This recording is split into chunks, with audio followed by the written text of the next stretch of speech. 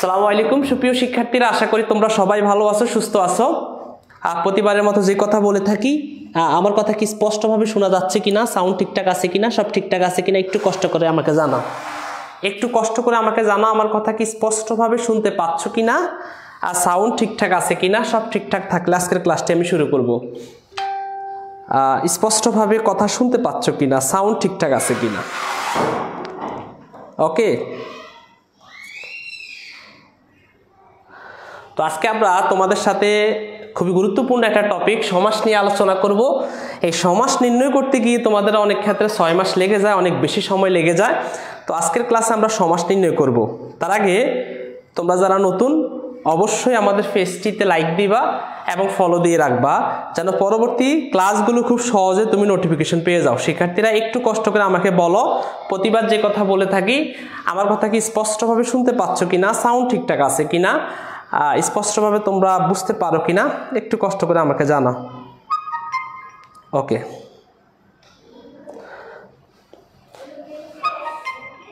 আমি একটু সময়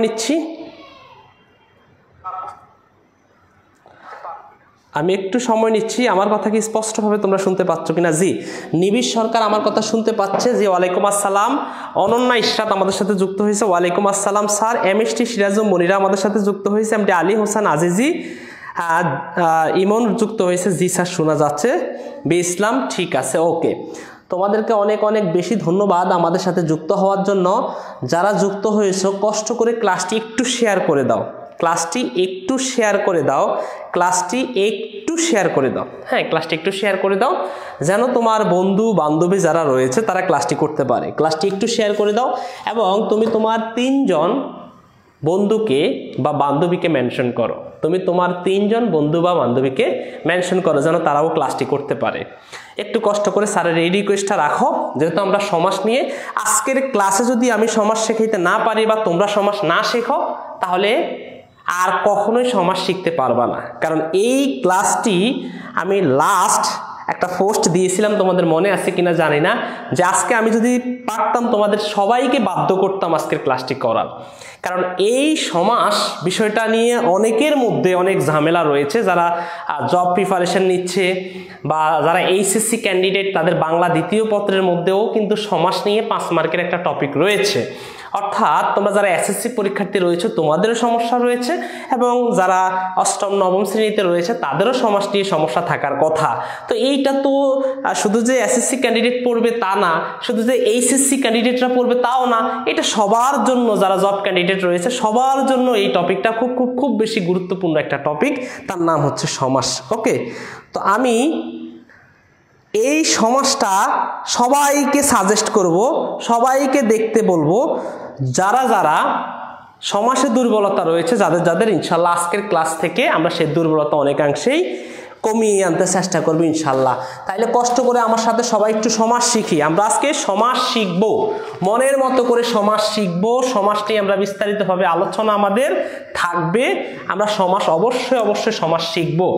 তো শিক্ষার্থীরা কষ্ট করে একটু খাতা কলম নিয়ে বসো, খাতা কলম নিয়ে থাকো এবং বিভিন্ন গ্রুপগুলোতে ক্লাসটি শেয়ার করে দাও, যেন সবাই ক্লাসটি দেখতে পায়, যেন ক্লাসটি সবাই আজকে দেখতে পারে। তাহলে আজকে আমাদের ক্লাসের বিষয়টা হচ্ছে সমাস। আজকের ক্লাসের বিষয়টা কি বাবা? সমাস। সমাস মানে কি? আমাদের পরীক্ষাতে প্রশ্ন আসে, সমাস শব্দের অর্থ কি? দেখি তোমরা কমেন্ট করো, সমাস শব্দের অর্থ কি? সমাস কাকে বলে? সমাস শব্দের অর্থ কি? একটু কমেন্ট করো, সমাস কাকে বলে? সমাস শব্দের অর্থ কি? সমাস মিন্স হচ্ছে সংক্ষেপ করা। কি করা? সংক্ষেপ করা। কি করা? সংক্ষেপ করা। কি সংক্ষেপ করা? অর্থাৎ একাধিক পদকে, একাধিক পদকে একপদীকরণ করার নাম সমাস। একপদীকরণ করাকে সমাস বলে। সমাস বলে। কি বললাম বাবা? সমাস অর্থ সংক্ষেপ করা, সংক্ষেপণ। অর্থাৎ একাধিক পদকে একপদীকরণ করার নাম সমাস। যেমন একাধিক পদটা কি? যেমন আমি যদি লিখি সিংহ, চিহ্নিত, আসন, সিংহ চিহ্নিত আসন একসাথ করলে হয় সিংহাসন। কি হয়? সিংহাসন। একটু খেয়াল করলে তোমরা দেখতে পাবে সিংহ চিহ্নিত আসন। এই দেখো সিংহ একটা পদ, চিহ্নিত একটা পদ, আসন একটা পদ। এখানে পদের সংখ্যা কয়টি বাবা? এখানে পদের সংখ্যা টোটাল 3টি পদ। তার মানে এটা একের অধিক। এজন্য এই যে বলছে একাধিক পদকে, মানে এই 3টা পদকে এক পদে নিয়ে আসার নাম হচ্ছে সমাস। তাহলে আমি দেখো 3টা পদকে এক পদে নিয়ে আসলাম, এটাকেই বলে সমাস। এটাই হচ্ছে সংক্ষেপণ। তাহলে আমরা বুঝলাম সমাস শব্দের অর্থ হচ্ছে সংক্ষেপ বা সংক্ষেপণ। একাধিক পদকে এক পদীকরণ করার নাম সমাস। একাধিক পদকে এক পদীকরণ করার নাম সমাস। সমাস মানে হচ্ছে সংক্ষেপ বা সংক্ষেপণ। ওকে, এইবার শিক্ষার্থীরা আমাদের আরো কিছু জিনিস জানতে হবে। আমরা শুরুতে সমাসের অর্থ জানলাম। সমাস অর্থ সংক্ষেপণ বা সংক্ষেপ করা। একাধিক পদকে এক পদীকরণ করার নাম সমাস। এই একটা পদ, এই একটা পদ, এই একটা পদ, এই প্রত্যেকটা পদকে একটা পদে নিয়ে আসার নামই কি? সমাস। নিয়ে আসার নামই কি? সমাস। তাহলে আমরা জানলাম, পদ সম্পর্কে ধারণা নিলাম। একটি বাক্যে প্রত্যেকটা শব্দকে এক একটি পদ, এটা একটা পদ, এটা একটা পদ, এটা একটা পদ। ওকে, প্রত্যেকটা বাক্যে আলাদা আলাদা ভাবে এগুলো এক একটি কি? পদ। এগুলোকে যখন আমি একটা পদের মধ্যে নিয়ে আসব তখন সেটাকে সমাস বলে, তখনই সেটাকে আমরা বলবো সমাস।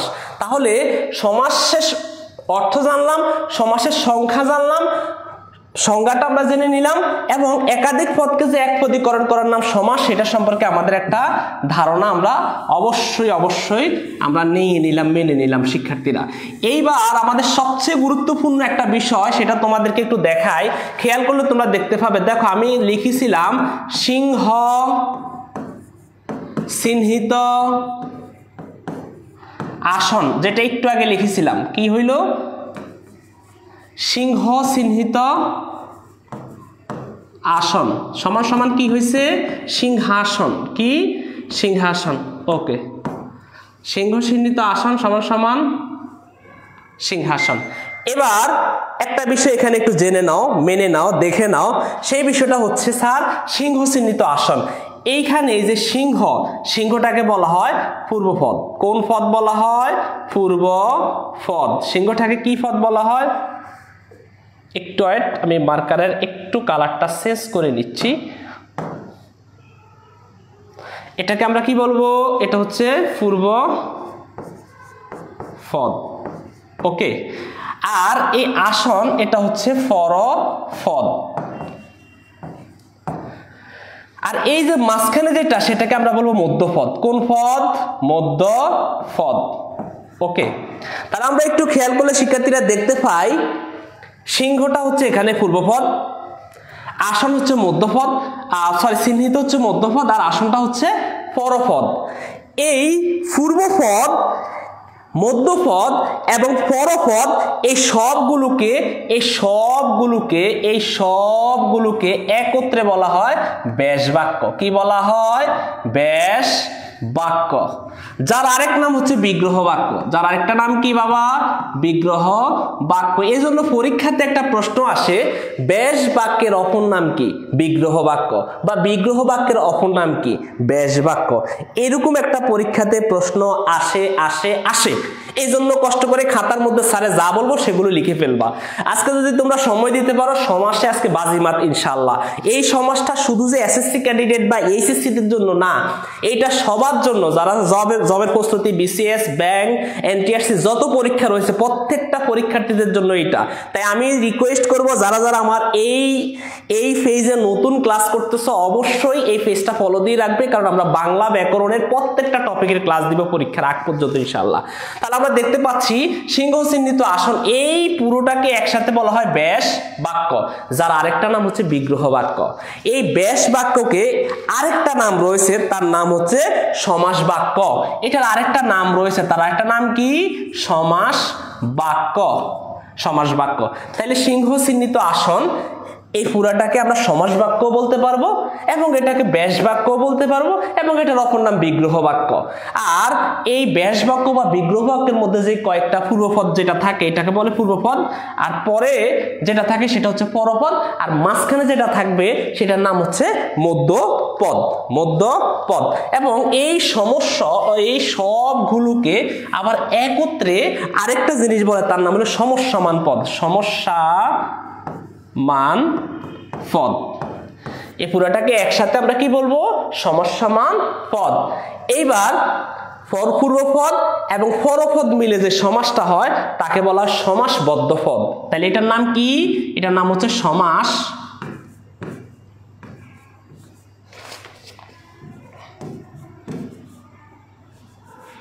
আচ্ছা, এটার নাম হচ্ছে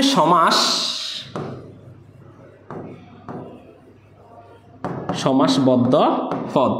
তাহলে আমরা পেলাম পূর্বপদ, পরপদ, মধ্যপদ সবগুলোকে একত্রে বলবো আমরা সমাস বাক্য। এটার আরেকটা নাম হচ্ছে সমস্যামান পদ। পূর্বপদ, পরপদ, মধ্যপদ পুরাটাকে বলা হয় ব্যাস বাক্য, আর যার অপর নাম হচ্ছে বিগ্রহ বাক্য। ব্যাস বাক্য মিলে যে সমাস হয় তার নাম হচ্ছে সমস্যামান পদ। আবার এটার আরেকটা নাম রয়েছে, সেটার নাম হচ্ছে সমস্ত পদ। আমরা চাইলে এটাকে সমাসবদ্ধ পদ না বলে সমস্ত পদ বললেও কোনো গুণা হবে না, কোনো গুণা হবে না। ঠিক আছে শিক্ষার্থীরা? ওকে, আমরা মোটামুটি যারা নতুন অবশ্যই তোমাদেরকে আমি রিকোয়েস্ট করব কষ্ট করে তোমার 3 জন বন্ধু বান্ধবীকে একটু মেনশন করো। কষ্ট করে তোমার 3 জন বন্ধু বান্ধবীকে একটু মেনশন করো। কষ্ট করে তোমার 3 জন বন্ধু বান্ধবীকে একটু মেনশন করো। ঠিক আছে, একটু মেনশন করো।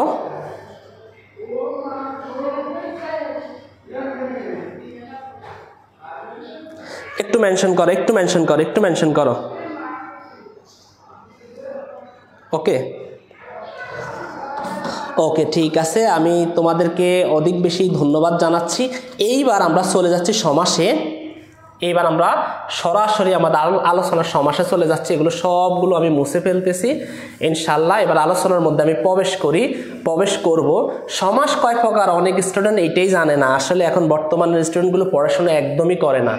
সমাস কয় প্রকার এটা অনেকেই জানে না। সমাস কয় প্রকার দেখি বলো তো? সমাস কয় প্রকার? আমরা সমাস নিয়ে বেসিকটা আলোচনা করেছি। দেখি বলো তো সমাস কয় প্রকার? আমি স্লাইড তৈরি করছি, সেগুলো তোমাদেরকে দেখাবো। আমাকে বলো তো সমাস কয় প্রকার? দেখি কয়জনে পারো সমাস কয় প্রকার? দেখি সমাস কয় প্রকার, কয়জনে পারো? সমাস কয় প্রকার দেখি কয়জনে পারো? সমাস কয় প্রকার?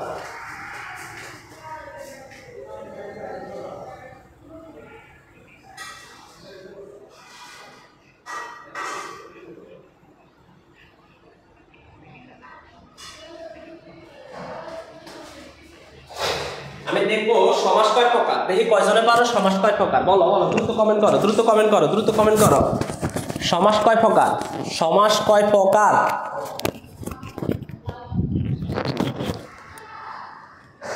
যারা নতুন অবশ্যই পেজটি ফলো দিয়ে রাখবা যেন পরবর্তী ক্লাসের সাথে সাথে নোটিফিকেশন পেয়ে যাও। সমাস কয় প্রকার বলো।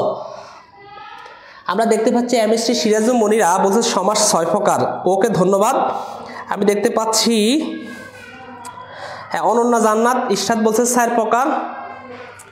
আচ্ছা, আরেকটা কথা আমি বলে দিচ্ছি, সেটা হচ্ছে যারা 2024 সালের এসএসসি পরীক্ষার্থী তাদের কাছে আর 25 সালের পরীক্ষার্থী তাদের কাছে সমাস কিন্তু 4 প্রকার হবে, কারণ তাদের বইতে এটা আছে।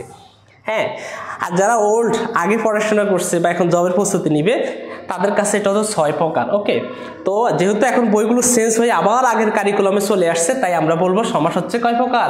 6 প্রকার। কয় প্রকার? 6 প্রকার। এই জন্য 6 প্রকারের নাম আমাদেরকে মনে রাখতে হবে। আমি একটা টেকনিক দিয়ে দেই, দিক অত বদোয়া। এটা আমি দিয়ে দিচ্ছি তোমাদেরকে টেকনিকটা। এই টেকনিকটা যদি মনে রাখতে পারো তাহলে সমাস মনে রাখতে পারবে। এই দি মানে হচ্ছে দ্বিগু, দি মানে কি? দ্বিগু। আর ক মানে হচ্ছে কর্মধারয়, ক মানে হচ্ছে কর্মধারয়, ক মানে হচ্ছে কি? কর্মধারয়। আর অতে হচ্ছে অব্যয়ীভাব সমাস, অতে হচ্ছে অব্যয়ীভাব সমাস। ততে হচ্ছে তৎপুরুষ সমাস, ততে হচ্ছে তৎপুরুষ সমাস। আর বতে হচ্ছে বহুব্রীহি সমাস, বতে হচ্ছে বহুব্রীহি সমাস। আর দতে হচ্ছে দ্বন্দ্ব সমাস, দ্বন্দ্ব সমাস। আর এটার কোনো কাজ নাই, এটা এমনিতে দিলাম আর কি। তাহলে দ্বিগ অত বদ্দোয়া যদি আমরা মনে রাখতে পারি তাহলে 6 প্রকার সমাসের নাম আমরা মনে রাখতে পারবো। টেকনিকটা কি? দ্বিগ অত বদ্দোয়া। দ্বিতে দ্বিগু, কতে কর্মধারয় সমাস, অতে অবয়ভাব সমাস, ততে তৎপুরুষ সমাস, আর ভতে বহুব্রীহি সমাস, দতে দ্বন্দ্ব সমাস। তাহলে আমরা কি জানলাম? দ্বিতে দ্বিগু সমাস, কতে কর্মধারয় সমাস, অতে অবয়ভাব সমাস, ততে তৎপুরুষ সমাস, আর ভতে বহুব্রীহি সমাস, আর ধতে দ্বন্দ্ব সমাস। তো আজকে যে সময়টা আছে, যে সময়টা সামান্য সময়, এই সময়ের মধ্যে, এই সামান্য সময়ের মধ্যে আমরা অবশ্যই চেষ্টা করব 2টা সমাস তোমাদের শেষ করে দেওয়ার জন্য এবং পরবর্তী ক্লাসে বাকি সমাসগুলো শেষ করার। তো আমার কাছে মনে হচ্ছে যে আমাদের যে সময়টা আছে সেই সময়ের মধ্যে আমরা কর্মধারয় সমাস এবং দ্বন্দ্ব সমাস এবং দ্বিগু সমাস, এই সমাসগুলো আমরা শেষ করতে পারবো যদি তোমরা সময় দাও। আজানের আগ পর্যন্ত আমাদের ক্লাসটা হবে শিক্ষার্থীরা। তাহলে আমি আর দেরি করব না, আমরা শুরুতে দ্বন্দ্ব সমাস নিয়ে আলোচনা করব। দ্বন্দ্ব সমাস আজকে আলোচনার বিষয় কি? দ্বন্দ্ব সমাস, দ্বিগু সমাস এবং কর্মধারয় সমাস নিয়ে আমরা আলোচনা করব। তাহলে দ্বন্দ্ব সমাস নিয়ে আমরা আলোচনা করব। তার আগে তোমাদেরকে একটু বলে দেই, দ্বন্দ্ব সমাস হচ্ছে যে সমাসের উভয় পদ প্রধান। দ্বন্দ্ব সমাসের একটা বিষয় আমি তোমাদেরকে বলে দেই, এটা বোঝার সিস্টেমটা হচ্ছে দ্বন্দ্ব সমাসের উভয় পদ প্রধান। আর তোমরা যারা এইচএসসি ক্যান্ডিডেট স্টুডেন্ট রয়েছে, তোমাদের বাংলা বানানের নিয়মের মধ্যে এইটা আসে দ্বন্দ্ব বানান লিখতে বলা হয়। তাহলে আমাদেরকে দ্বন্দ্ব বানানটা একটু ক্লিয়ারলি খেয়াল করতে হবে যে কোনটা দ্বন্দ্ব বানান। ওকে, এবার আসি, এই দ্বন্দ্ব সমাসটা উভয় পদ প্রধান। আচ্ছা, এইটার একটু নোট লিখো, সেটা হচ্ছে উভয় পদ প্রধান, উভয় পদ প্রধান, অর্থাৎ এটার উভয় পদে, কিন্তু প্রধান বলতে উভয় পদে আমরা নিব। যেমন আমরা যদি বলি মা বাবা, মা বাবা, এইটার মধ্যে মূলত রয়েছে মা ও বাবা। দেখো, এটা হচ্ছে আমার সমস্ত পদ, আর এটা হচ্ছে আমার পূর্বপদ এবং এটা হচ্ছে পরপদ। দেখো, এটা হচ্ছে পূর্বপদ আর এটা হচ্ছে পরপদ। এই পূর্বপদ হচ্ছে মা এবং পরপদ হচ্ছে বাবা। এবং দেখো উভয় পদ, দেখো এখান থেকে মা একটা পদ আর এখান থেকে বাবা একটা পদ। উভয় পদ যদি আমরা কোথাও নিয়ে নেই কোনো সমস্ত পদে, সেটাকে বলা হয় দ্বন্দ্ব সমাস। দেখো এখান থেকে মা নেওয়া হয়েছে আর এখান থেকে বাবা নেওয়া হয়েছে। দেখো মা বাবা, এটা হচ্ছে দ্বন্দ্ব সমাস। মা ও বাবা মানে মা বাবা। আমি যদি বলি ভাই বোন, তাহলে ভাই ভাই বোন, এটা কোন সমাস? তাহলে তুমি বলবো উভয় পদ সেম, তাহলে সেটা হচ্ছে দ্বন্দ্ব সমাস। আমি যদি বলি জমা খরচ, জমা খরচ, তাহলে তোমার কাছে মনে হবে আচ্ছা জমা এবং খরচ এটা সেম কথা, উভয় পদে নেওয়া হচ্ছে, তাহলে এটা হচ্ছে দ্বন্দ্ব সমাস। আমি যদি বলি হাট বাজার, হাট বাজার, তাহলে তোমার কাছে মনে হবে আচ্ছা হাট এবং বাজার উভয় পদে নেওয়া হচ্ছে, তার মানে এটা হচ্ছে দ্বন্দ্ব সমাস। যেই সমাসে উভয় পদ প্রধান অর্থাৎ উভয় পদে নেওয়া, এই জন্য একটা এমসিকিউতে প্রশ্ন আসে কোন সমাস উভয় পদ প্রধান। একমাত্র দ্বন্দ্ব সমাসে হচ্ছে উভয় পদ প্রধান, অর্থাৎ কোন সমাস পূর্বপদ প্রধান, কোন সমাস পরপদ প্রধান। একমাত্র আমার দ্বন্দ্ব সমাসই হচ্ছে উভয় পদ প্রধান, অর্থাৎ 2টা পদকে আমরা প্রায়োরিটি দেই, 2টা পদকে আমরা প্রাধান্য দেই। সে 2টা পদ কি কি? একটা হচ্ছে পূর্বপদ আর একটা হচ্ছে পরপদ, একটা হচ্ছে পূর্বপদ আর একটা হচ্ছে পরপদ। তাহলে আমরা বুঝলাম দ্বন্দ্ব সমাস উভয় পদই প্রধান শিক্ষার্থীরা। তাহলে এইটা আমরা মোটামুটি ভাবে জানলাম। এইভাবে আমাদের দ্বন্দ্ব সমাসের অনেকগুলো বিষয় আছে। এক প্রকারের দ্বন্দ্ব আছে, সেই দ্বন্দ্বের নাম হচ্ছে অলুক দ্বন্দ্ব। এটা তোমাদের পরীক্ষাতে আসে কারণ এটি একটু ব্যতিক্রম ধর্মী দ্বন্দ্ব, অলুক দ্বন্দ্ব। এই অলুক দ্বন্দ্ব সমাসের মধ্যে উভয় পদে বিভক্তি থাকে। কি থাকে? উভয় পদে বিভক্তি। বিভক্তি সম্পর্কে তোমাদের ধারণা আছে, ধারা দিয়া, তারপর হচ্ছে হতে, থেকে, ছে। হ্যাঁ, আমাদের টোটাল বিভক্তি হচ্ছে 6টি বিভক্তি, তোমরা জানো। তো এই 6টি বিভক্তির মধ্যে আমরা দেখতে পাই অলুক দ্বন্দ্বের মধ্যে বিভক্তি রয়েছে। যেমন যদি বলি জলে স্থলে, জলে স্থলে, দেখো জলে এবং স্থলে একই কথা, অর্থাৎ জলে এ বিভক্তি আছে, স্থলে এ বিভক্তি আছে। তাহলে এ দেখো এই যে একটা বিভক্তি কিন্তু এখানে আছে, এখানেও একটা বিভক্তি আছে, তাহলে এটা হচ্ছে অলুক দ্বন্দ্ব। অলুক দ্বন্দ্ব সমাসের মধ্যে বিভক্তি থাকবে। আমি যদি বলি দেশে বিদেশে, দেশে বিদেশে, খেয়াল করে দেখো দেশের মধ্যে একটা বিভক্তি আছে এবং বিদেশের মধ্যে একটা বিভক্তি আছে, তাহলে এটা হচ্ছে অলুক দ্বন্দ্ব। অলুক দ্বন্দ্ব সমাসের মধ্যে উভয় পদে কিন্তু বিভক্তি। এর আগে আমরা লিখলাম বাবা মা, বাবা মা, এখানে কোনো বিভক্তি নাই। আমি লিখছি ভাই বোন, জমা খরচ, সেখানে কোনো বিভক্তি নাই। হাট বাজার, কোনো বিভক্তি নাই। বাট এইখানে যে বিভক্তিগুলো আছে সেই বিভক্তিটার কারণে এই সমাসটাকে বলা হয় দ্বন্দ্ব সমাসের অলুক দ্বন্দ্ব। এটা একটা বিশেষ দ্বন্দ্ব। যদি বলে বিশেষ অর্থে কোনটি দ্বন্দ্ব সমাস, তাহলে যদি উদাহরণ দেওয়া থাকে তাহলে দেখবা যেখানে বিভক্তি আছে সেটাই কিন্তু বিশেষ অর্থে বা অলুক দ্বন্দ্বের ব্যাপার স্যাপার শিক্ষার্থীরা। ওকে, আচ্ছা, কঠিন হয়ে যাচ্ছে পড়াশোনাগুলো, একটু কঠিন হয়ে যাচ্ছে তাই না? ওকে, কঠিন হয়ে গেলে আমি এখন চলে যাচ্ছি দ্বন্দ্ব সমাসের মধ্যে প্রকারভেদের মধ্যে, কারণ দ্বন্দ্ব সমাসে অনেকগুলো প্রকার আছে, সেই প্রকারের মধ্যে আমি চলে যাচ্ছি। তোমাদের আর ডিস্টার্ব করতেছি না, খেয়াল করে দেখো আমরা দ্বন্দ্ব সমাসের মধ্যে কিছু প্রকার আছে সেখানে আমরা চলে যাই। তার আগে তোমাদেরকে আবার একটু মনে করিয়ে দিচ্ছি, আবার একটু বুঝিয়ে দিচ্ছি। সিংহ চিহ্নিত আসন, সিংহাসন, এই সিংহাসনের মধ্যে এই পুরোটাকে আমরা কি বলবো? অবশ্যই পুরোটা হচ্ছে ব্যাস বাক্য। পুরোটা কি? ব্যাস বাক্য, যার অপর নাম হচ্ছে বিগ্রহ বাক্য। ব্যাস বাক্যের অপর নাম কি? বিগ্রহ বাক্য। ওকে, তাহলে সিংহ হচ্ছে সমসমান পদ, আর চিহ্নিত হচ্ছে সমসমান পদ, আসন হচ্ছে সমসমান পদ। হ্যাঁ, আর এটা হচ্ছে পূর্বপদ, এটা হচ্ছে মধ্যপদ, এটা হচ্ছে পরপদ। আর পূর্বপদ এবং মধ্যপদ বা পরপদ মিলে যে সমাস হয় সেটা হচ্ছে সমস্ত পদ। শিক্ষার্থীরা, এটা নিয়ে আলোচনা আমি করেছিলাম তোমাদের সাথে, আশা করি তোমাদের এটা মনে আছে, মনে থাকারই কথা।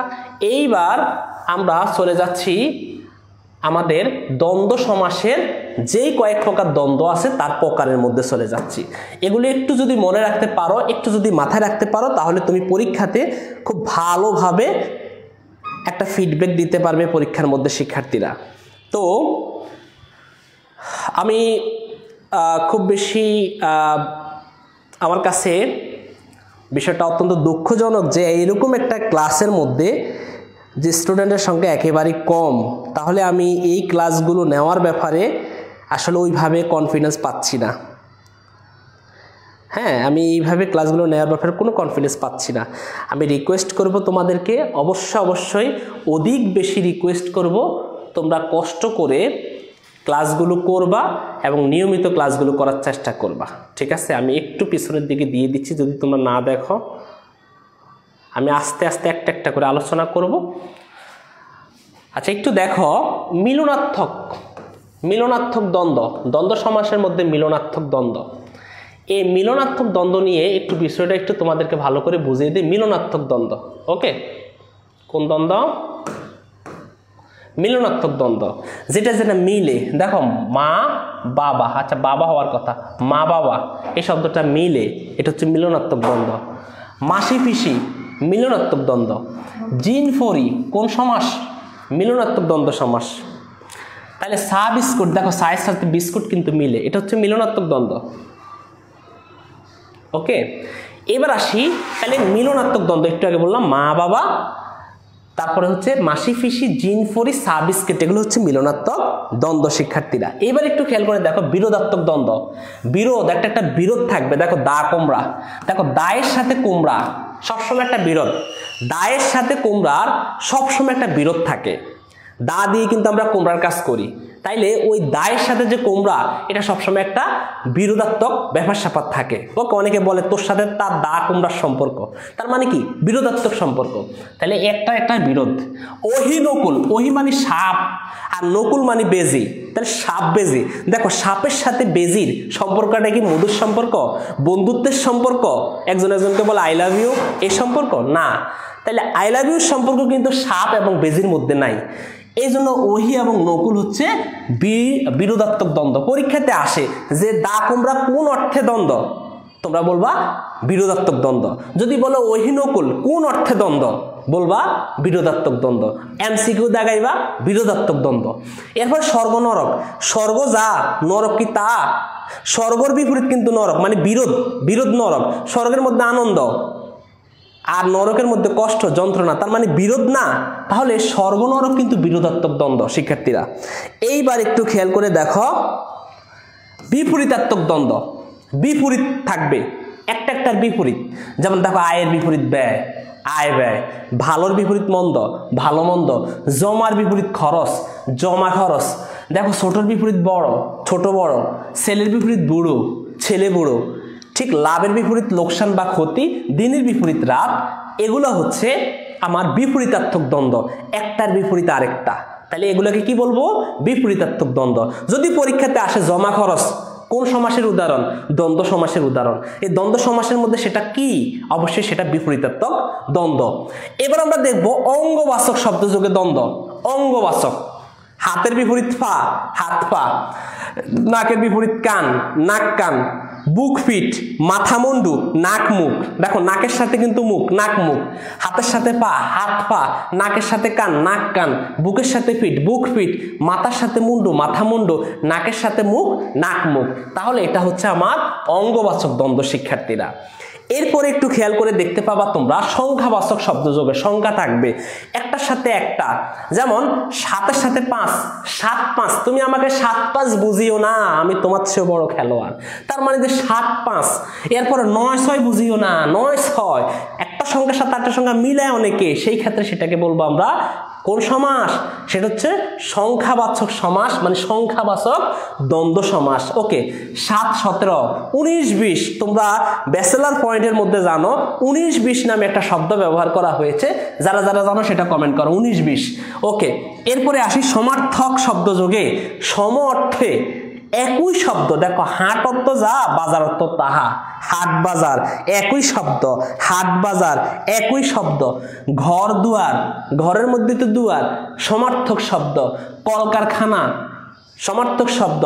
মোল্লা মৌলবী সমার্থক শব্দ। যদি পরীক্ষাতে আসে যে মোল্লা মৌলবী কোন অর্থে দ্বন্দ্ব, বলবা সমার্থক অর্থে দ্বন্দ্ব। এরপরে খাতাপত্র, খাতার সাথে পত্র, খাতাপত্র। শিক্ষার্থীরা তোমাদের কাছে আশা করি বোরিং লাগে, তো আমি আরেকটু সহজে বোঝানোর চেষ্টা করব, আর সময় বেশি একটা নিব না। এরপরে সহচর দ্বন্দ্ব। সহচর বলতে আমরা সবসময় যেটা একটার সাথে আরেকটা মিলিয়ে সবসময় বলি, আসলে সেটা এক না। যেমন কাপড়ের সাথে চোপড় কথাটা বলি, চোপড় চোপড়, এই চোপড় জিনিসটা কি সেটা নিজেও জানি না। এরপরে পোকার সাথে মাকড়, পোকা তো চিনি স্যার, মাকড় কোনটা সেটা জানি না। এরপরে স্যার দয়ের সাথে মায়া, এরপর ধুতির সাথে চাদর। এরপরে এগুলোকে আমরা কি বলবো? অবশ্যই অবশ্যই এগুলো হচ্ছে সহচর দ্বন্দ্ব, সহচর দ্বন্দ্ব। এরপরে দুটি সর্বনাম যুগে রয়েছে, আমরা সবসময় মিলাই। যাতা, যায়ের সাথে তা, যের সাথে সে, যথার সাথে তথা, তুমির সাথে আমি, এখানের সাথে সেখানে। এগুলো হচ্ছে কোন ধরনের দ্বন্দ্ব শিক্ষার্থীরা? অবশ্যই সেটা হচ্ছে দুটি সর্বনাম যোগে। এগুলো কিন্তু সর্বনাম, এই সর্বনাম যোগে দ্বন্দ্ব। এগুলো কি? সর্বনাম যোগে দ্বন্দ্ব, সর্বনাম যোগে দ্বন্দ্ব। এই শয়তান কে রে?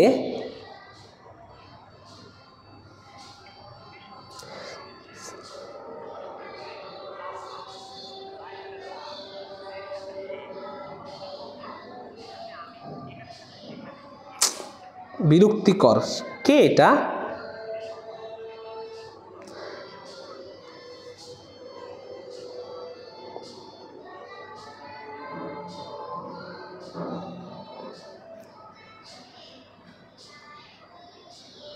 আচ্ছা ঠিক আছে, আমি তাকে রিমান্ডে পাঠালাম, আজকের জন্য তাকে রিমান্ডে পাঠালাম, তার ক্লাস করার কোনো প্রয়োজন নাই। কি ধরনের কমেন্ট করে? আসলে একজন টিচারের সাথে কিভাবে কথা বলতে হবে, কিভাবে কমেন্ট করতে হবে, এই সাধারণ সেন্সটুকু যাদের নাই, আমি তাদেরকে বলবো তাদের ক্লাস তাদের জন্য না। আমরা এত কষ্ট করে ক্লাসগুলো নেই, এত কষ্ট করে স্লাইড তৈরি করি, যদি তারা এইভাবে মন্তব্য করে বা এইভাবে, তাহলে বিষয়টা অত্যন্ত দুঃখজনক। এটার জন্য আমরা অধিক বেশি কষ্ট পাই, আমরা অধিক বেশি কষ্ট পাই। ঠিক আছে, ওকে,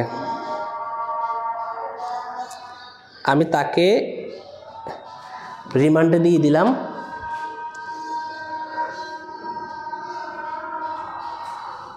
ওকে, আমি তাকে কেটে দিলাম, আমি তার নাম বলতে চাচ্ছি না।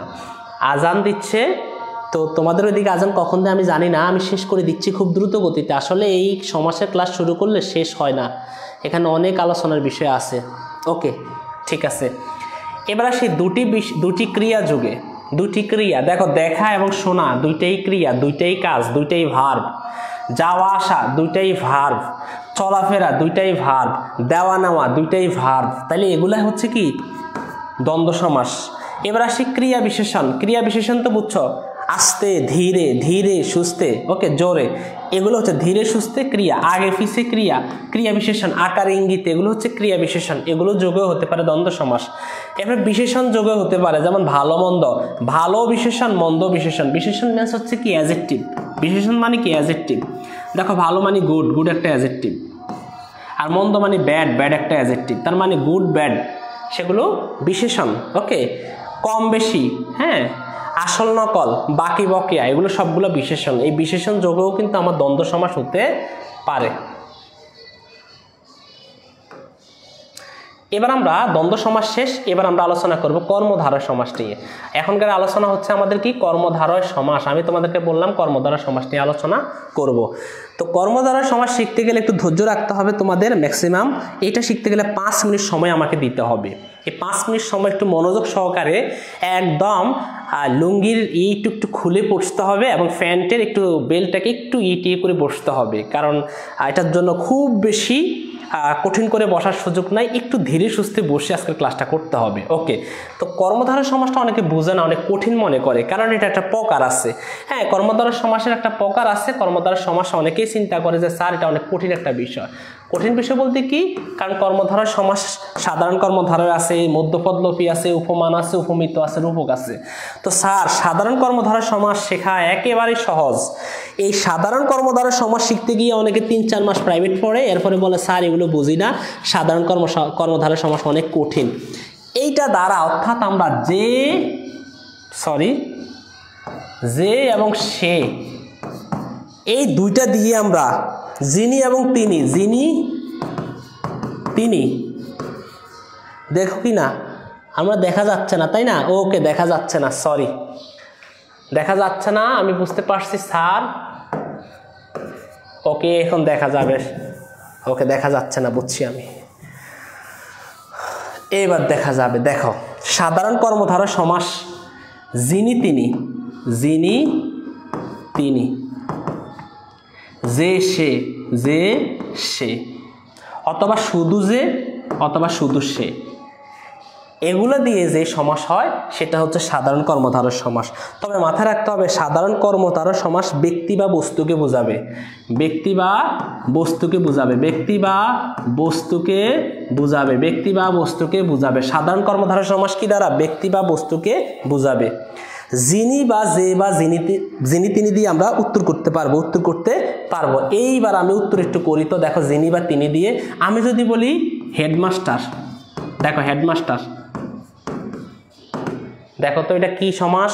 এটা হচ্ছে সাধারণ কর্মধারয় সমাস। কিভাবে? একটু আগে বললাম যিনি তিনি দিয়ে উত্তর করতে পারবা। যিনি হেড তিনি মাস্টার, যিনি হেড তিনি মাস্টার, যিনি হেড তিনি মাস্টার, যিনি হেড তিনি মাস্টার, যিনি হেড তিনি মাস্টার। দেখো তো যিনি তিনি দিয়ে উত্তর করা যাচ্ছে কিনা? যাচ্ছে। যে সে দিয়ে উত্তর করা যাচ্ছে কিনা? যাচ্ছে। তাহলে সেটা হচ্ছে সাধারণ কর্মধারয় সমাস। সাধারণ কর্মধারয় সমাস একদম সহজ, এটা নিয়ে আলোচনা করার কিছুই নাই, এটা নিয়ে আলোচনা করার কিছুই নাই। এবার আমি যদি বলি নীলপদ্ম, নীলপদ্ম, আলোচনা করো তো। নীল যে পদ্ম, নীল যেই পদ্ম, নীলপদ্ম। তাহলে তোমরা এটা আনসার করো তো। নীল আকাশ, নীল আকাশ, এটার আনসার করো তো তোমরা। নীল আকাশ, এটার আনসার তোমরা করো।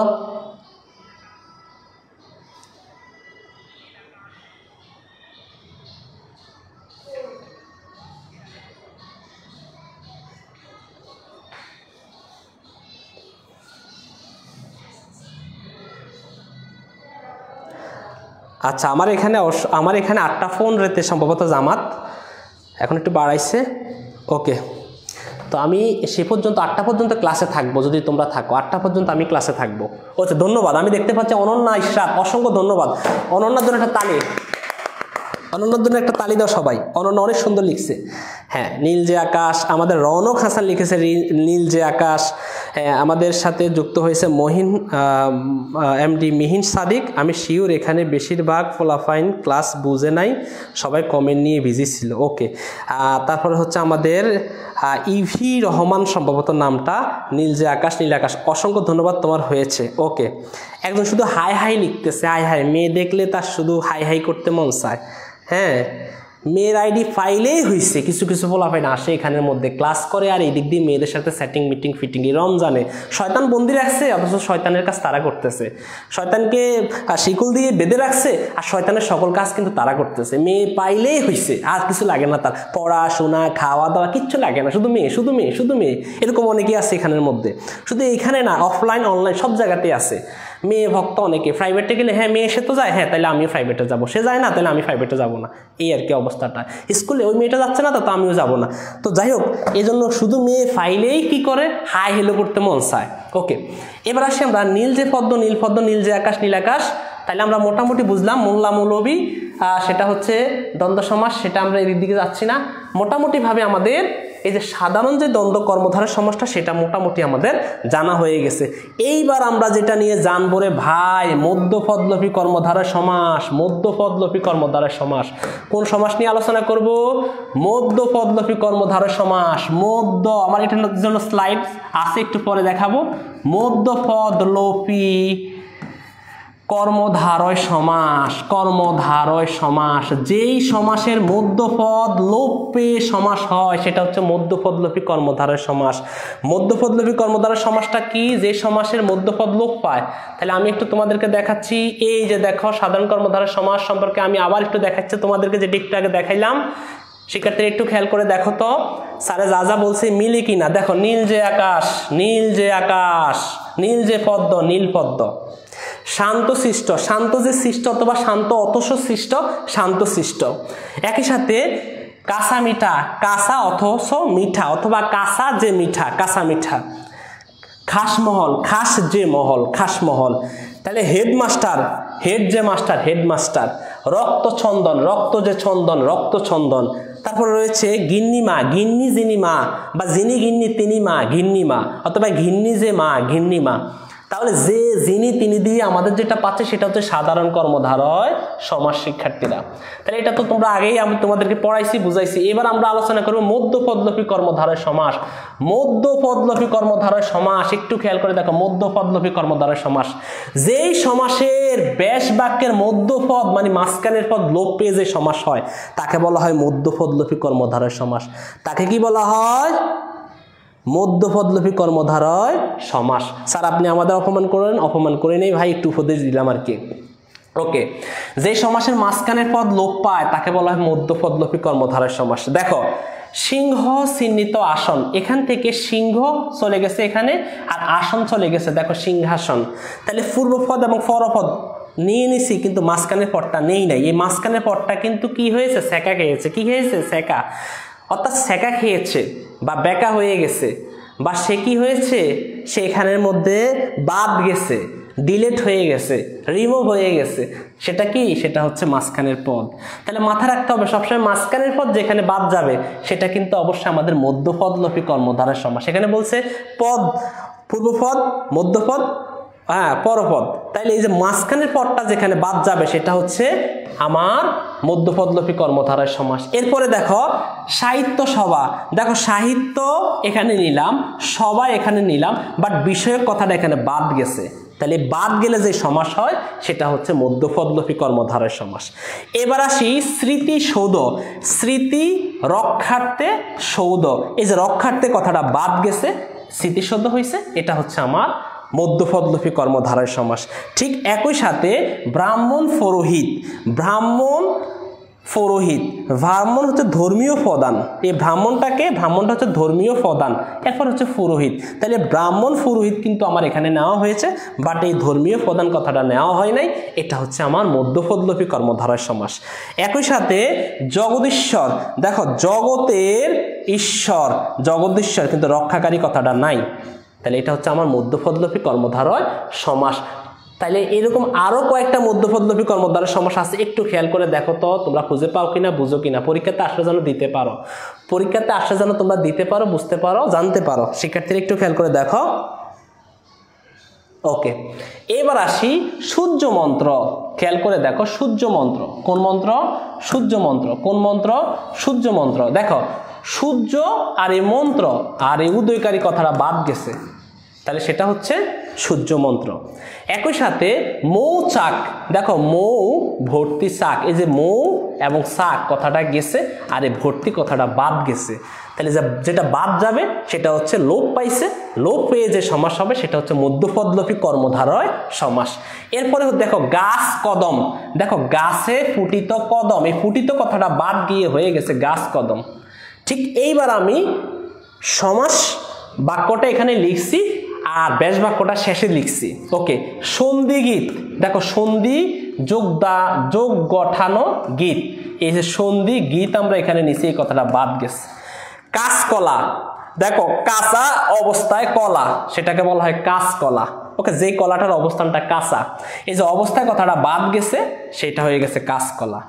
এবার আসি চিকিৎসা স্বাস্থ্য, চিকিৎসা বিষয়ক স্বাস্থ্য অর্থাৎ বিষয়ক কথাটা বাদ গেছে।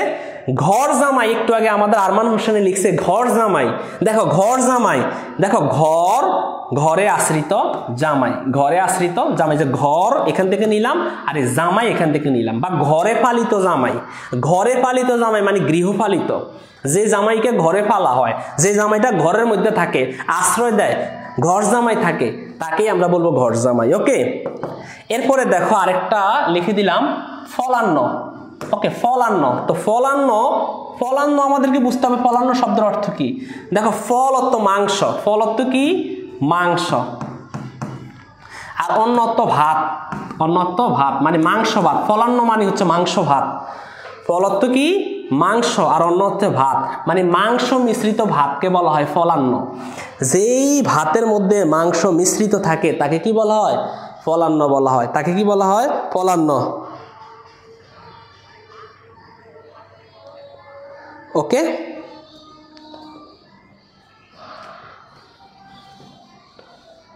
আচ্ছা ঠিক আছে স্যার, আমাদের বইতে মাত্র 4টা আছে, আসা অসুবিধা না স্যার, একটু বেশি পড়াইছি, এটি তোমাদের কাজে লাগবে বাবা, এগুলো বিশ্ববিদ্যালয়ে ভর্তি পরীক্ষাতে কাজে লাগবে। তোমরা তো হয়তো এগুলো এখন পাত্তা দিচ্ছ না, তোমরা এসএসসি পরীক্ষার্থীরা এগুলো পড়তে চাও না। আমি কয়েকজনকে পড়াই প্রাইভেট, তো ওদেরকে যখন এগিয়ে পড়াই ওরা এখনো বাংলা ব্যাকরণ ধরেই নাই, বাংলা ব্যাকরণ যে একটা বই আছে তারা সেটা জানেই না, কয় স্যার কোনটারে বাংলা ব্যাকরণ কয়, আবার কি বলেন আপনি, এটি না জানে বাংলা ব্যাকরণ নামে আমাদের কোনো বই নেই। তো এই যে বিষয়, এরকম একটা প্রেক্ষাপটে আমরা আসি এখন বর্তমানে দাঁড়িয়ে, এই বিষয়টা এত মজার একটা বিষয়, বাট স্টুডেন্টগুলো সেটাকে টাচই করে না, কয় স্যার কি বলেন আমাদের গ্রুপের ফিজিক্স কেমিস্ট্রি মাগো, এগুলাতে ফেল করলে সারা দুনিয়া সব ফেল, আর এগুলাতে ফেল করলে সব পাস। হ্যাঁ, মানে এগুলোর কোনো ধরেই না, ইসলাম ধর্ম একটা বই আছে তাকে সেটা টাচই করে না। হ্যাঁ, এরকম অনেকগুলো বই আছে সেগুলোকে তারা টাচই করে না, শুধু ফিজিক্স কেমিস্ট্রি রসায়ন কীভাবে কী হবে সেটা নিয়ে তারা ব্যস্ত, এই জিনিসগুলো তাদের কোনো মাথায় নাই, খাতায় নাই, কোথায় নাই। তাহলে আমরা মোটামুটি ফলান্ন সম্পর্কে ধারণা পাইলাম, মাংস মিশ্রিত ভাত। এরপরে আছে হাসি মুখ, দেখো হাসি মাখা মুখ, এই মাখা কথাটা নাই, হাসি মুখ। ওকে, এরপরে শিক্ষার্থীরা আমি তোমাদের একটা পরীক্ষা নিব, অলরেডি একটা প্রশ্ন তৈরি করে ফেলছি এখানের মধ্যে। এবার একটু খেয়াল করে দেখো, বউ ভাত, বউ ভাত মানে কি, বউ পরিবেশন করা ভাত, বউ ভাত, যে অনুষ্ঠানের মধ্যে বউ পরিবেশন করা হয়, যে ভাতের অনুষ্ঠান সেটাকে বলা হয় বউ ভাত। এরপরে মৌমাছি, মৌ সংগ্রহকারী মাছি, দেখো মৌমাছি নিলাম কিন্তু সংগ্রহকারী কথাটা বাদ গেছে, তাহলে এটা হচ্ছে মধ্যপদলোপী কর্মধারয় সমাস। ঠিক একই সাথে গাড়ি বারান্দা, দেখো গাড়ি রাখার জন্য বারান্দা, তাহলে গাড়ি বারান্দা, এই গাড়ি বারান্দা কথাটা গেছে কিন্তু রাখার কথাটা বাদ গেছে, এটা হচ্ছে মধ্যপদলোপী কর্মধারয় সমাস, মানে মাঝখানের পদ বাদ যাবে, মাঝখানের পদ কি যাবে বাদ যাবে।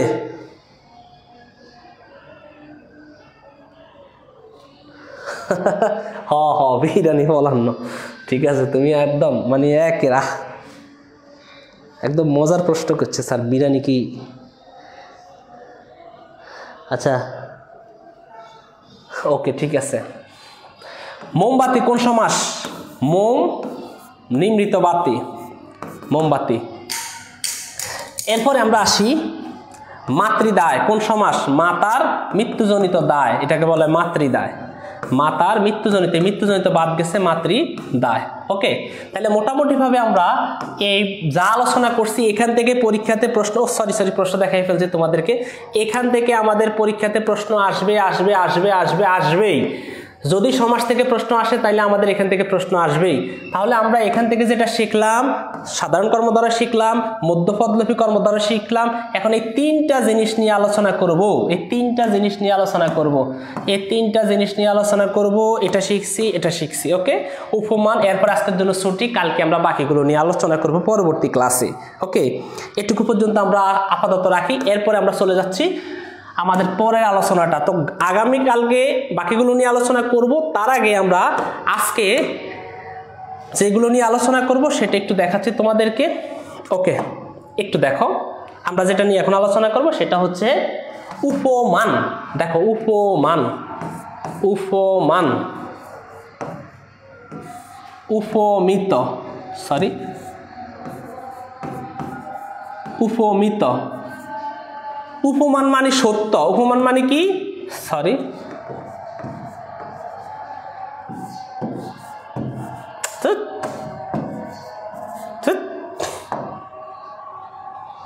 উপমান। এবার হাতেতে একটু ঘাম, এই জন্য এটা ধরতে চায় না। হ্যাঁ, উপমান, উপমিত,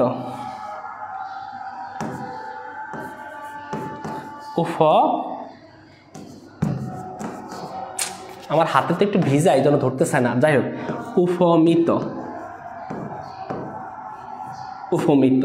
দেখো, উপমান মানে সত্য আর উপমিত মানে মিথ্যা। উপমান মানে সত্য আর উপমিত মানে মিথ্যা। উপমান মানে সত্য, উপমিত মানে মিথ্যা। উপমানের মধ্যে যেটা থাকবে সেটা হচ্ছে প্রথমে নাউন থাকবে। কি থাকবে? নাউন। নাউন মানে বিশেষ্য। পূর্বপদে নাউন থাকবে এবং পরপদে থাকবে অ্যাডজেক্টিভ মানে বিশেষণ। উপমানের মধ্যে পূর্বপদে থাকবে নাউন এবং পরপদে থাকবে অ্যাডজেক্টিভ। মানে কি? নাউন মানে বিশেষ্য, কোনো কিছুর নাম, আর অ্যাডজেক্টিভ মানে কি? গুণ, দোষ, গুণ, অবস্থা, সংখ্যা, পরিমাপ ইত্যাদি থাকবে কোথায়? পরপদে। পূর্বপদে থাকবে নাউন। নাউন মানে বিশেষ্য, কোনো কিছুর নাম থাকবে। ওকে, এরপরে ব্যাস বাক্যের মাঝে, ব্যাস বাক্যের মাঝে ন্যায় বসে। কি বসে? ন্যায় বসে। ব্যাস বাক্যের মাঝে ন্যায় বসে। ওকে, তাইলে আমরা মোটামুটি একটা ধারণা নিয়ে নেই।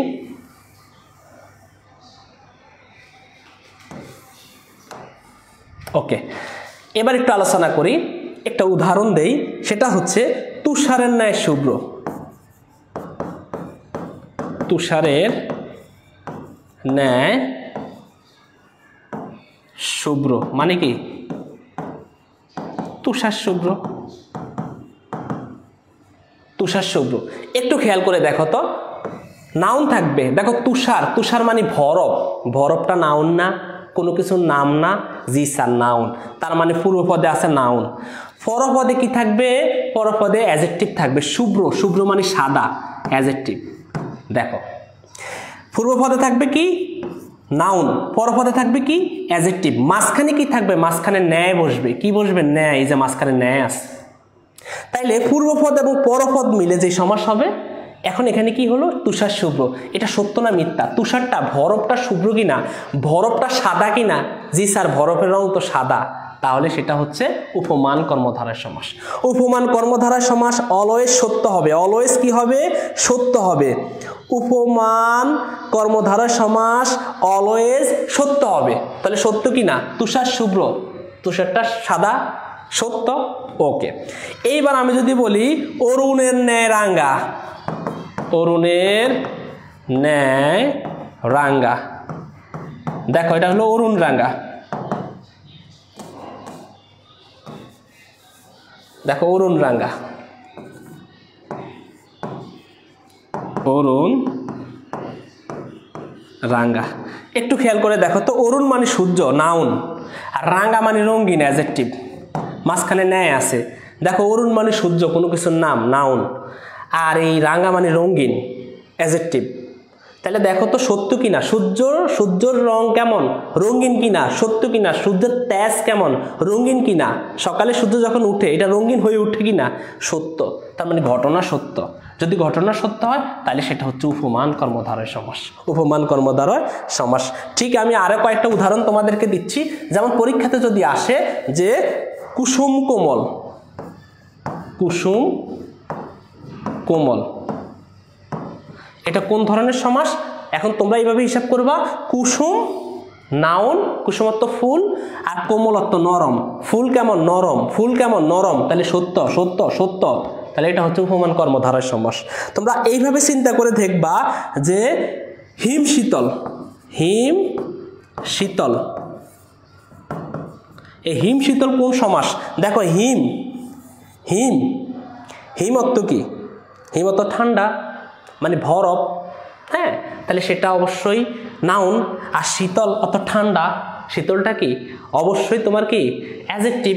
তাহলে এটা তো সত্য, হিম তো অবশ্যই ঠান্ডা, তাহলে এটা হচ্ছে কি? উপমান কর্মধারয় সমাস। শিক্ষার্থীরা, তাহলে উপমান কর্মধারয় সমাস নিয়ে তোমাদের মধ্যে কারো সমস্যা নাই, আশা করি উপমান কর্মধারয় সমাসটা বুঝছো। তবে মাথায় রাখতে হবে পূর্বপদে নাউন, নাউন এবং অ্যাডজেক্টিভ সমান, এই দুইটা মিলে হবে সত্য, সেটা হচ্ছে উপমান কর্মধারয় সমাস। এবার আসি উপমিত। উপমিত মানে মিথ্যা। পূর্বপদে অবশ্যই যেটা থাকবে, পূর্বপদে যেটা থাকবে এবং পরপদে যেটা থাকবে, অবশ্যই মাথায় রাখতে হবে পূর্বপদকে স্পর্শ করা যাবে কিন্তু পরপদকে স্পর্শ করা যাবে না। পূর্বপদে যা হবে, পূর্বপদ স্পর্শ করা যাবে, পরপদ স্পর্শ স্পর্শ করা যাবে না। উপমিত মানে কি? মিথ্যা। এই মিথ্যার মধ্যে পূর্বপদ মানে সামনেরটাকে স্পর্শ করা যাবে কিন্তু পরেরটাকে স্পর্শ করা যাবে না। আমি যদি বলি চক্ষুলতা, চক্ষুলতা, চক্ষুলতা, সরি এখানে এখানে আমি একটু ভুল করে দিলাম, এটা ভুল করে দিলাম, সেটা আমি সরাসরি ওই যে রূপকেরটা নিয়ে আসছি। আচ্ছা, এই ক্ষেত্রে এটা দুইটাই নাউন হবে, সরি দুইটাই কি হবে? Noun plus noun. Noun plus noun কিন্তু উভয়টাই হবে মিথ্যা, উভয়টাই কি হবে? মিথ্যা। নাউন প্লাস নাউন, যেমন চক্ষুলতা, চক্ষুলতা, দেখো চক্ষু এবং লতা, চোখ অত চোখ ধরা যায়, লতা মানে লতা পাতা, এগুলো ধরা যাবে।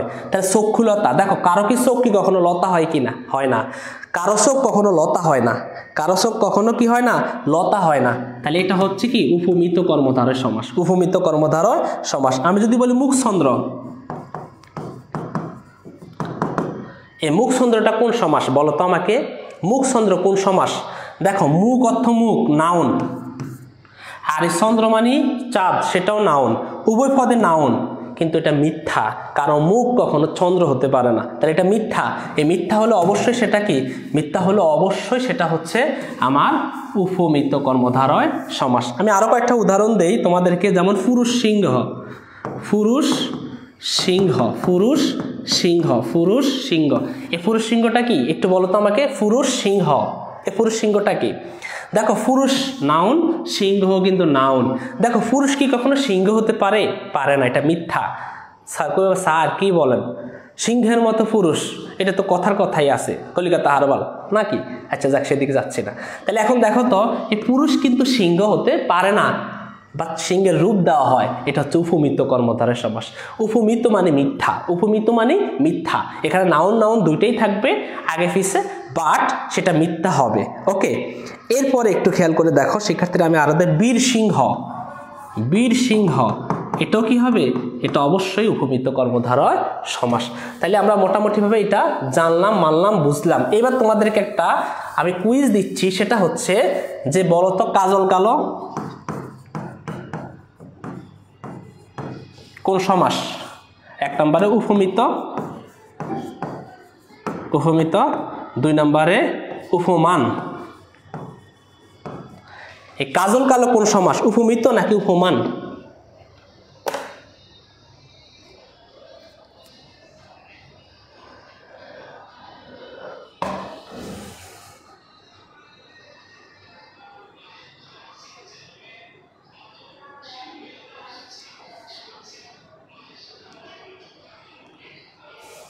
তোমরা যারা ক্লাস করো অবশ্যই অফিসার আইডিতে তোমরা একটু ফলো দিয়ে রাখবা। তোমরা যারা ক্লাস করো অবশ্যই আইডিতে একটা ফলো দিয়ে রাখবা। অবশ্যই আমাদের সাথে যুক্ত হয়েছে মেঘে ঢাকা আকাশ, সে বলছে স্যার কাজল কালো এটা উপমিত মানে এটা মিথ্যা। আচ্ছা, আমাদের সাথে রৌনক হাসান রশিদ যুক্ত হয়েছে, সে বলছে স্যার এটা হচ্ছে উপমান মানে কি সত্য। ওকে, এমএসটি সিরাজুল মনিরা বলছে স্যার এটা উপমান হবে, আর এমডি রিহাদ বলছে স্যার এটা উপমিত হবে, নূরে তারা বলছে স্যার এটা উপমিত হবে, এমডি শিশির বলছে স্যার এটা উপমিত হবে স্যার। আচ্ছা ঠিক আছে, আমাদের অনন্যা বলতেছে স্যার এটা উপমান হবে। ওকে, মিহি বলছে স্যার এটা উপমান হবে, অসংখ্য ধন্যবাদ তোমাদেরকে। আরিফ হোসেন বলছে স্যার এটা উপমান হবে, এমডি আসিফ ইসলাম উপমান হবে, আবদুল্লাহ আল হোসাইন উপমান হবে, আর আমাদের মুনতাহা মুনা বলছে স্যার এটা উপমান হবে। তোমাদেরকে অসংখ্য ধন্যবাদ। এটা হচ্ছে উপমান হবে কিভাবে? কাজল অর্থ কালো, কাজলের রং কেমন? কালো। আচ্ছা, কালো মানে তো কালোই। ওকে, তো কাজলের রংটা কালো, কাজল কখনো চোখে পড়ছো না? চোখে না, কোথায় কোন জায়গায় পড়ে? সেটা অবশ্যই কালো, এটা সত্য। তাহলে এটা হচ্ছে উপমান। উপমান হলে সেটা সত্য, আর উপমিত হলে সেটা মিথ্যা। এইবার একটা আলোচনা করেই আমরা তোমাদের কুইজটা দিয়ে শেষ করে দিব। শিক্ষার্থীরা দেখো, সেটার নাম হচ্ছে রূপক কর্মধারয় সমাস। কোন সমাস? রূপক কর্মধারয় সমাস। কোন সমাস? রূপক কর্মধারয় সমাস। এই রূপক কর্মধারয় সমাসের পূর্বপদ ধরা যায় না, পূর্বপদ ধরা যায় না। ওকে, পরপদ স্পর্শ করা যায়, মানে পরপদ ধরা যায়, পরপদ ধরা যায়। ওকে, পূর্বপদ ধরা যায় না, পরপদ ধরা যায়, পূর্বপদ ধরা যায় না, পরপদ ধরা যায়, পূর্বপদ ধরা যায় না, পরপদ ধরা যায়। এবং ব্যাস বাক্যের মাঝে রূপ বসে। কি বসে? রূপ বসে। যেমন আমি যদি বলি মনরূপ মাঝি, মনরূপ মাঝি, মনরূপ মাঝি সমান সমান আমরা বলি মন মাঝি, মন মাঝি, মনরূপ মাঝি সমান সমান মন মাঝি। দেখো যে মন, মন কি ধরা যায় কিনা? স্যার ধরা যায় না। তাহলে এটা পূর্বপদ, কখনোই ধরা যাবে না। কিন্তু পরপদ মাঝিকে ধরতে পারবা, নৌকার মাঝিকে তুমি ধরতে পারবা, কিন্তু এই মনকে ধরতে পারবা না। আর মাঝখানে রূপ বসছে, তাহলে মন রূপ মাঝি, মন মাঝি, এটা রূপক কর্মধারয় সমাস। পূর্বপদ টাচ করা যাবে না, পরপদ ধরা যাবে, মাঝখানে রূপ বসবে। এটা হচ্ছে কি? রূপক কর্মধারয় সমাস। ঠিক রূপক কর্মধারয় সমাসে আমরা আরো কয়েকটা উদাহরণ দেই। বিষাদ সিন্ধু, বলতো বিষাদ সিন্ধু। এই বিষাদ মানে কষ্ট, যন্ত্রণা, কষ্ট, আর সিন্ধু মানে সাগর। দেখো, সাগরের মধ্যে গিয়ে ধরতে পারবা, সাগরের মধ্যে হাবুডুবি খাইতে পারবা, বাট এই বিষাদ, দুঃখ, কষ্টগুলো ধরতে পারবা না। তাহলে পূর্বপদ ধরা যাবে না, পরপদ ধরা যাবে। তাহলে বিষাদ রূপ সিন্ধু, বিষাদ সিন্ধু, এটা হচ্ছে রূপক কর্মধারয় সমাস। আমরা রূপক কর্মধারয় সমাসে আরো কয়েকটা উদাহরণ দিয়ে যদি বলি, সংসার সাগর, সংসার সাগর। এই সংসার সাগরের মধ্যে দেখো তো, এই সংসারকে তুমি ধরতে পারবা না, বাট তুমি সাগরের মধ্যে হাবুডুবি খাইতে পারবা, তাহলে এইটা ধরতে পারবা। তাহলে এটা হচ্ছে সংসার রূপ সাগর, সংসার সাগর। তাহলে সংসার সাগরটা অবশ্যই কি? রূপক কর্মধারয় সমাস। শিক্ষার্থীরা, এরপরে আমরা তোমাদেরকে যদি বলি, আর বলবো কি না? ওকে, বিদ্যাসাগর, বিদ্যাসাগর। দেখো, বিদ্যাসাগর,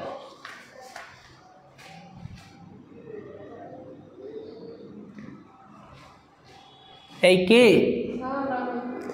স্যার ক্লাস দিতেছি তো, বলো কি? আচ্ছা, ক্লাস নেই, তোমাকে ফোন দিব। হ্যাঁ, আচ্ছা ঠিক আছে, বলো বিদ্যাসাগর, বিদ্যাসাগর, বিদ্যাসাগর বলো, বিদ্যাসাগর বলো, বিদ্যাসাগর, বিদ্যাসাগর বলো। এটা কি হবে? বিদ্যাসাগর। ওকে, বিষাদ সিন্ধু, ঠিক আছে, ধন্যবাদ। ওকে, বিদ্যাসাগর। দেখো, বিদ্যা ধরা ছোঁয়া যায় না, বিদ্যাকে কখনো টাচ করা যাবে না, বাট সাগরের মধ্যে তুমি হাবুডুবু খাইতে পারবা, ধরতে পারবা, শুইতে পারবা, সাঁতার কাটতে পারবা। তাহলে সেটা কি? অবশ্যই বিদ্যারূপ সাগর, বিদ্যাসাগর। এটা কোন ধরনের সমাস? এটা অবশ্যই আমাদের। এবার আসি আমরা ফান ফাঁকি, ফান ফাঁকি। এই ফান ফাঁকিটা কোন সমাস? খেয়াল করে বলো তো। এই ফান ধরা ছোঁয়া যায় না, ফাঁকিকে ধরতে পারবা, ফুসতে পারবা, মনের মধ্যে যত্ন করে আগলে রাখতে পারবা, বাট এই ফানকে ধরতে পারবা না। তাহলে ফানটা কি? ফানটা অবশ্যই এখানে ধরা যাবে না। তাহলে ফান রূপ ফাঁকি, ফান ফাঁকি, সেটা কি? রূপক কর্মধারয় সমাস, রূপক কর্মধারয় সমাস, রূপক কর্মধারয় সমাস। সেটা কি? সেটা হচ্ছে রূপক কর্মধারয় সমাস। ওকে, সেটা কি সমাস? সেটা হচ্ছে রূপক কর্মধারয় সমাস। শিক্ষার্থীরা, ওকে, এবার আমি তোমাদেরকে আরেকটা দেই, দেখি বলো তো, বলো কিনা, বলতে পারো কিনা। সেটা হচ্ছে জীবন প্রদীপ, জীবন প্রদীপ, জীবন প্রদীপ। এই জীবন প্রদীপ কোন সমাস? বলো তো, জীবন প্রদীপ কোন সমাস? বলো।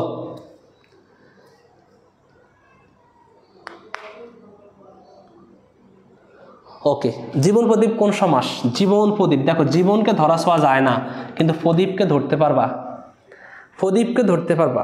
জীবনকে ধরা ছোঁয়া যাবে না, কিন্তু প্রদীপকে ধরতে পারবা। প্রদীপ মানে বাতি, বাতিকে ধরতে পারবা, বাট জীবনকে ধরতে পারবা না। তাহলে এটা কি? এটা হচ্ছে তোমার রূপক কর্মধারয় সমাস। ওকে, এইবার তোমাদেরকে আমি সরাসরি একটা কুইজ দিয়ে দিচ্ছি। দেখো, যে যারা পারবা তারা অবশ্যই আনসার দিবা। দেখো, প্রেমপত্র, প্রেমপত্র এটা কোন সমাস? প্রশ্ন হচ্ছে মধ্যপদ লোভী কর্মধারয় সমাস, মধ্যপদ লোভী কর্মধারয় সমাস। 2 নম্বরে এটা হচ্ছে উপমিত কর্মধারয় সমাস, আর ঘ নম্বরে এটা হচ্ছে দ্বন্দ্ব সমাস, আর ঘ নম্বরে এটা হচ্ছে দ্বিগু সমাস। প্রেমপত্র কোন সমাস? প্রেমপত্র কোন সমাস? প্রেমপত্র আমাদের উম্মে হাফসা বলছে স্যার এটা হবে রূপক কর্মধারয় সমাস। আমাদের এমডি আরিফ হোসেন বলছে স্যার এটা রূপক কর্মধারয় সমাস হবে। হ্যাঁ, তোমরা অনেকেই রূপক কর্মধারয় সমাস সম্পর্কে ধারণা আছে, ইনশাল্লাহ ধারণা তোমাদের থাকবে। তো শিক্ষার্থীরা আমরা দেরি করব না। দেখো, এটা হচ্ছে আমাদের, আমি তোমাদের আনসারটা দিয়ে দিচ্ছি, যদি তোমরা না পারো এটা কিন্তু রূপক কর্মধারয় সমাস হবে না। ওকে, এটা কিন্তু রূপক কর্মধারয় সমাস হবে না। তাহলে এটা স্যার এটা কোন সমাস হবে? এটা কিন্তু রূপক কর্মধারয় সমাস হবে না। তাহলে স্যার এটা কোন সমাস হবে? এটা অবশ্যই হবে, ধন্যবাদ মুনতাহামুনা, ধন্যবাদ, এটা হবে মধ্যপদলোভী কর্মধারয় সমাস। কারণ এই প্রেমের পত্রের মাঝখানে অনেক কাহিনী থাকে। এখন তো মোবাইলে মেসেজ করি, প্রেমপত্র চলে যায় সারাক্ষণ, দিনে যে কতবার আই অ্যাডোর ইউ হয়, আই অ্যাডোর ইউ মানে কি আই অ্যাডোর ইউ, অনেকবারই আই অ্যাডোর ইউ হয়, বাট কি হয় না, এখন আর প্রেমপত্র হয় না। এই জন্য এটার গুরুত্ব অনেকে বুঝে না। দেখো, প্রেমের ভিতরে কিন্তু রয়েছে প্রেম বিষয়ক পত্র। এই যে বিষয়ক কথাটা নাই, সেটা মধ্যপদলোভী কর্মধারয় সমাস, প্রেম বিষয়ক পত্র, প্রেমপত্র। ঠিক একই সাথে শিক্ষামন্ত্রী কোন সমাস? শিক্ষা বিষয়ক মন্ত্রী, শিক্ষামন্ত্রী। ধর্মমন্ত্রী কোন সমাস? ধর্ম বিষয়ক মন্ত্রী, ধর্মমন্ত্রী। সবগুলোই মধ্যপদলোভী কর্মধারয় সমাস। আমরা আজকে আর আলোচনা হবে না, আলোচনা করব না, অনেক সময় হয়ে গেছে, তারাবির নামাজ পড়তে হবে শিক্ষার্থীরা। এবার আমরা সরাসরি তোমাদেরকে চলে যাচ্ছি আমাদের সেই কাঙ্ক্ষিত প্রশ্নের পর্বের মধ্যে। খুব দ্রুত গতিতে প্রশ্নগুলোর আনসার দিতে চেষ্টা করবা। যাচাই, রাজা প্রজা শব্দটি কোন সমাসের উদাহরণ? বহুব্রীহি সমাস, দ্বন্দ্ব সমাস, কর্মধারয় সমাস। সুন্দর মতো স্ক্রিনশট করে রাখো, আমি সরে যাচ্ছি, স্ক্রিনশট করে রাখো, আমি সরে যাচ্ছি। এখান থেকে স্ক্রিনশট করে তোমরা পরবর্তীতে আনসার দিবা। আনসারটা কোথায় দিবা? আনসারটা অবশ্যই স্যার আমরা আনসারগুলো কোথায় লিখবো? অবশ্যই একটু ধৈর্য, একটু ধৈর্য। 01773559447 এই নাম্বারে হোয়াটসঅ্যাপ করবা। এই নাম্বারে হোয়াটসঅ্যাপ করে তোমাদের আনসারগুলো দিবা। এই নাম্বারে হোয়াটসঅ্যাপ করে তোমাদের আনসারগুলো দিবা। এই নাম্বারে হোয়াটসঅ্যাপ করে তোমাদের আনসারগুলো দিবে। খুব দ্রুত গতিতে আনসার দিতে হবে, খুব দ্রুত গতিতে আনসার দিতে হবে শিক্ষার্থীরা। তাহলে অবশ্যই তোমরা আশা করি স্ক্রিনশট করে নিয়েছো, পরবর্তীতে আনসার দিবা। 1টা 2টা 3টা, এখানে 3টা আমি দিছি তোমাদেরকে, এই 3টার আগে আনসার দিতে চেষ্টা করো। ওকে, আমরা এরপরে চলে যাচ্ছি, আশা করি তোমাদের স্ক্রিনশট নেওয়া শেষ। এরপরে আমাদের এই প্রশ্নগুলো দেখো, এখানে আছে 2টা প্রশ্ন। মাতা পিতা শব্দের অর্থ কি? পিতা এবং মাথা এবং পিতা, মাথার মতো পিতা, মাথা পিতা, মাথার প্রতি পিতা। দ্বন্দ্ব সমাসের বৈশিষ্ট্য এখানে দিয়ে দিলাম আমি। দিন রাত শব্দটি কোন সমাসের উদাহরণ? তোমরা জানো এগুলো খুব সহজ প্রশ্ন আমি তোমাদেরকে দিয়েছি, স্ক্রিনশট করে নাও, পরবর্তীতে আনসার দিবা। এরপরে আমরা চলে যাচ্ছি পরে আর নাই আপাতত, এই কয়েকটা প্রশ্নই আমাদের এখানে, আমরা পরে আর নাই। ওকে, এই কয়েকটা প্রশ্নই। তো আজকে এইটুকু পর্যন্তই থাক শিক্ষার্থীরা। পরবর্তী ক্লাসে তোমাদের সাথে আবারও দেখা হবে সমাসের পরবর্তী পর্ব নিয়ে। সেই পর্যন্ত সবাই ভালো থাকো, সুস্থ থাকো। আল্লাহ হাফেজ, আসসালামু আলাইকুম, শুভরাত্রি। আর অবশ্যই আমাদের সাথে যুক্ত থাকবে, পেজের সাথে যুক্ত থাকবে এবং আমাদের ইউটিউব চ্যানেলের সাথে অবশ্যই যুক্ত থাকবে, FS ইংলিশ লার্নিং হোম। আল্লাহ হাফেজ, আসসালামু আলাইকুম, শুভরাত্রি।